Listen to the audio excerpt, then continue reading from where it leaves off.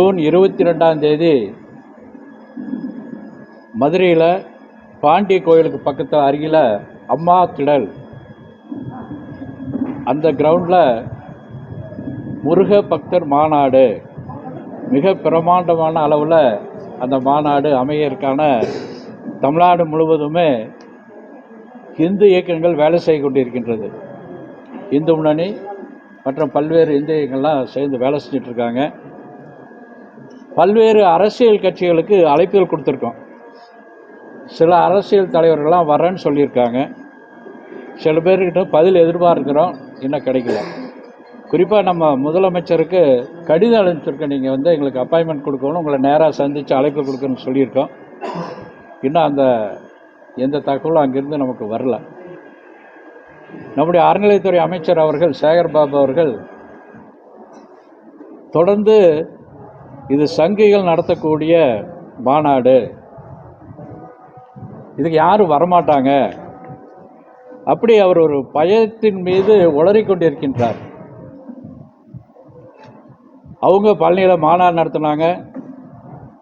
அது ஒரு திமுக கட்சியினுடைய மாநாடு மாதிரி தான் இருந்தது. அதற்கு இந்த அரசாங்கம் போலீஸ் அதிகாரிகள் அனுமதி கொடுத்துருந்தாங்க. இன்னும் எங்கெல்லாமோ நடத்துகிறேன்னு சொல்கிறாங்க. நமக்கு என்ன சந்தோஷம் அப்படின்னா, கடவுள் இல்லை அப்படிங்கிற ஒரு கட்சியில் இருந்துட்டு கடவுள் இல்லைங்கிற ஒரு ஆட்சி செய்யக்கூடிய நபர்கள் நாங்கள் பெரிய மாநாடு நடத்துகிறோம், இதை விட பிரமாதமாக நடத்த போகிறோம், ஜூலை 7 7 நாளைக்கு எங்கள் மாநாடு பெருசாக நடத்த போகிறோம், இனிமேல் யாரும் நடத்தக்கூடிய மாநாடு இதை விட பெருசாக இருக்காது, திரும்ப நாங்கள் தான் நடத்தணும் அப்படி நம்முடைய சேகர்பாபு அவர்கள் ஒரு அறிக்கை கொடுத்துருக்காங்க. நாம் நடத்துகிறோம் அப்படின்னு சொன்னால் ஏன் இவ்வளோ பயந்து இப்படி உளர்றான்னு தெரியல. யாராவது அவங்க மாநாடு நடத்த வேண்டாம்னு சொல்கிறோமா, எதுக்கு சொல்கிறாங்கன்னு தெரியல. இந்துக்கள் மத்தியில் ஒரு பெரிய எழுச்சி உருவாயிருக்குது. குறிப்பாக சென்னிமலையில் ஆரம்பித்து திருப்பரங்குன்றத்தில் ஒரு மையம் கொண்டு இப்போ மதுரையில் ஒரு முடிவுரையை இந்த கடவுள் நம்பிக்கை இல்லாதவங்களுக்கு முடிவுரை எழுதப்படுகின்றது. அப்படி தான் இன்றைக்கி மக்கள் பேசிக்கொள்கின்றார்கள். இந்துக்கள் மத்தியில் ஒரு பெரிய எழுச்சி உருவாயிருக்குது. அந்த கட்சியில் கடவுள் நம்பிக்கை இல்லாத கூட்டணி கட்சியெல்லாம் இதை எதிர்க்கிறாங்க. இது எதிர்க்கிறனால தான் நமக்கு இன்னும் பலம் கூடிக்கொண்டிருக்கின்றது. ஒரு பந்தை அடித்தா எப்படி அடிக்க உயர்தோ அந்த மாதிரி இவங்க எதிர்ப்பு தெரிவிக்க இந்த செய்தியானது மக்கள் நாம் எப்படியாவது பார்க்க போகணும்னு சிங்கப்பூர், மலேசியா இப்படி பல்வேறு நாடுகள்லேருந்து வர்றதுக்கான ஒரு முயற்சி நடக்கின்றது. இன்றைக்கி 6 படையிலிருந்து இந்த வேல் எடுத்து அங்கே நாளைக்கு பிரதிஷ்டை செய்கிறதுக்கான ஒரு முயற்சி செஞ்சுருக்கின்றோம்.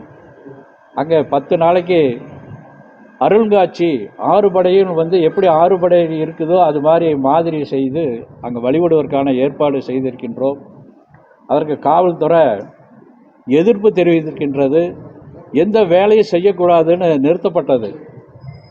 நாம் அதை நீதிமன்றம் சென்று இன்றைக்கி நீதிமன்றமானது இன்றைக்கு 2:30 மணி அளவில் எந்த வேலையும் நிறுத்தக்கூடாது, உடனடியாக வேலை செய்யணும்னு சொல்லி இன்றைக்கி ஒரு உத்தரவு பிறப்பிச்சிருக்காங்க. அதனால் இன்றைக்கி வேலையெல்லாம் ஆரம்பிச்சிருக்குது. 6 படையிலேருந்து இன்றைக்கி வேல் அங்கே கொண்டு செல்கிறோம். அங்கே பிரதிஷ்டை செய்யப்பட்டு மக்கள் வழிபாடு நடத்தி கொண்டு இந்த மாநாடு தமிழ்நாட்டில் ஒரு பெரிய திருப்பு முனையாக அமையும். எப்படி சூரபத்மனை வதம் செய்வதற்காக பார்வதி வேல் கொடுத்தார்களோ, இந்த நாட்டில் அக்கிரமத்தையும் அநியாயத்தை அழிப்பதற்கு இந்த வேல் பயன்படும் என்று இந்து முன்னணி இந்து மக்களும் நம்புகின்றோம். நீங்கள் தான் கேட்கணும். சார், பாமக ராமதாஸ் திமுக ஆட்சி ஏற்ற பிறகு இதுவரைக்கும் 7000 படுகொலை நடைபெற்றது. ரெண்டாவது, ஒரு நாளைக்கு சராசரியாக 5 படுகொலை நடக்குது. ரெண்டாவது மக்கள் பொது வழியில் நடக்கிறதுக்கும் பள்ளி குழந்தைகள் நடக்கிறதுக்கும் இங்கே எந்த பாதுகாப்பற்ற சூழ்நிலை திமுக அரசு நடந்துருந்தாங்க. இல்லை, இதுதான் இப்போ உங்களுக்கு செய்தியாளர் சொல்லணுங்கிறது இல்லை, ராமதாஸ் சொல்கிறது நடந்து கொண்டு தான் இருக்குது.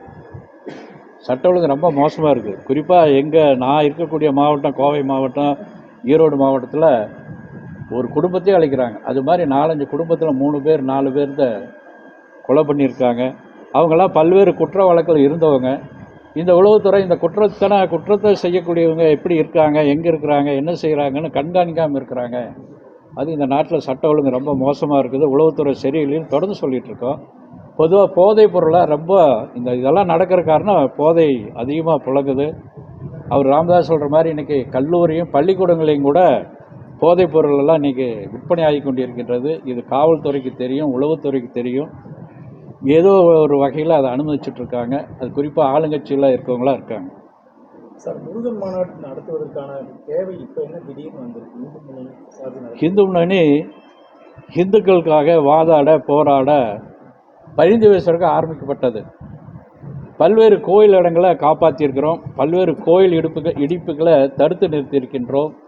இந்துக்களை ஒருமைப்படுத்த வேண்டும், சென்னிமலையை கிறிஸ்தவ மலையாக மாற்றுவேன்னு சொல்லி அந்த மலையினுடைய அடிவாரத்தில் ஒரு பப்ளிக்கல் மீட்டிங் போட்டு சொல்லக்கூடிய சூழ்நிலை உருவாகியிருக்கின்றது. இந்த அரசாங்கம் அவங்க மீது எந்த நடவடிக்கைகளுக்கெல்லாம் வேடிக்கை பார்த்து கொண்டிருக்கின்றது.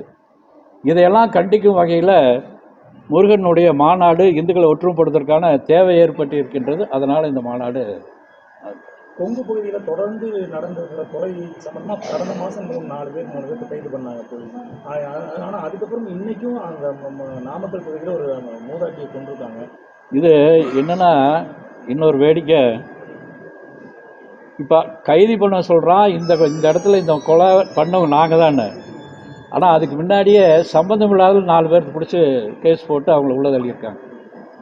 அதனால் இந்த காவல்துறை அது மாதிரி இருக்குது. அமித்ஷாவின் கனவாக இருக்கும் அப்படின்னு திருமாவளவன் வேறு என்ன சொல்லுவார் நாம் எதிர்பார்க்கிறது? திருமாவளவன் இந்து மக்களை கேவலமாக பேசுகிறதும், இந்து கடவுளை கேவலமாக பேசுகிறதும், பெண்களை கேவலமாக பேசுகிறதும் அவருடைய வேலை. அதனால் அவர் அதை தான் சொல்லுவார். அடுத்த தடவை 200 தொகுதிகளில் திமுக ஜெயிக்குன்னு அவர் சொல்லுவார். ஆனால் பயங்கரமான அடி வாங்கக்கூடியது திருமாவளவனாக தான் இருக்குது 26. அப்படி தான் நாம் நினைக்கிறோம்.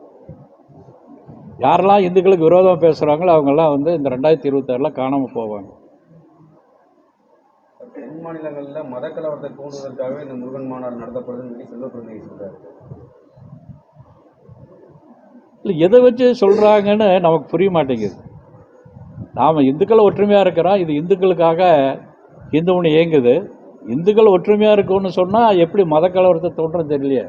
நாங்கள் ஏதாவது முஸ்லீம் வீட்டுக்கு அறுவலை தூக்கிட்டு போகிறோமா, துப்பாக்கி தூக்கிட்டு போகிறோமா, வெடிகுண்டு எடுத்துகிட்டு போகிறோமா? எதை வச்சு கலவரம்னு சொல்கிறாருன்னு அது சொல்லணும் செல்வ பெருந்தகை. 10 ரூபா 20 ரூபா பொருள் வச்சு விற்று அவங்க குழப்பம் நடத்திருந்தாங்க. இன்னைக்கு வாழ்வாதாரம் பூரா பாதிக்கப்பட்டு எல்லா பேருமே ரோட்ல இருந்து அன்றாட ஒரு பிரச்சனையை அரசாங்கத்துக்கு தெரியப்படுத்திக்கிட்டே இருக்காங்க. நாங்கள் இது ஏற்கனவே இதே நிருபரனுடைய கூட்டத்தில் சொல்லியிருக்கோம். இவங்களுக்கெல்லாம் ஏதாவது ஒரு சந்தை மாதிரி ஏற்பாடு பண்ணி ஒரு இடம் ஒதுக்கி கொடுக்கணும். ஏன்னா கேட்டால் கோர்ட் உத்தரவு இது மாதிரி இங்கெல்லாம் ஆக்கிரமிப்பு எடுக்குன்னு சொன்னால் கூட அவங்களுக்கு ஏதாவது ஒரு ஏற்பாடு ஒன்று தொடர்ந்து நம்ம வற்புறுத்திட்டு இருக்கோம். இதுக்காக ஒரு ஆர்ப்பாட்டம் கூட வைத்திருந்தோம். இன்னும் தொடர்ந்து நாம் ஏதாவது இதுக்கான போராட்டம் நிச்சயம் நடத்தும். அவங்களுக்கு ஏதாவது ஒரு வழிவகை வாழ்வாதாரம் செஞ்சு கொடுக்கணுங்கிறது தான் இந்த உன்னுடைய நோக்கம்.